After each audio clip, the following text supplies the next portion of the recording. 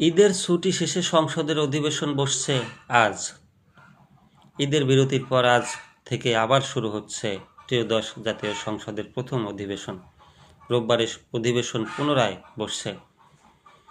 আজকের কার্যসূচিতে রয়েছে সরকারি দলের সংসদীয় সভা, পাশাপাশি অধ্যাদেশ সংক্রান্ত বিশেষ সংসদীয় কমিটির বৈঠকও অনুষ্ঠিত হওয়ার কথা রয়েছে।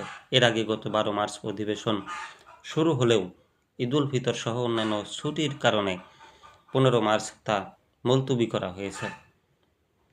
অধিবেশনের তৃতীয় দিনে রাষ্ট্রপতির ভাষণের উপর আনা ধন্যবাদ প্রস্তাব নিয়ে আলোচনা হওয়ার কথা রয়েছে।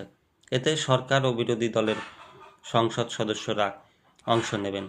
এছাড়া মন্ত্রীদের জন্য প্রশ্নোত্তর পর্ব, জনগুরুত্বপূর্ণ নোটিশ উত্থাপন এবং সেসব নোটিশ নিয়ে আলোচনাও থাকবে দিনের কর্মসূচিতে। সংসদের কার্য উপদেষ্টা কমিটির সিদ্ধান্ত অনুযায়ী এই অধিবেশন আগামী 30 এপ্রিল পর্যন্ত চলবে।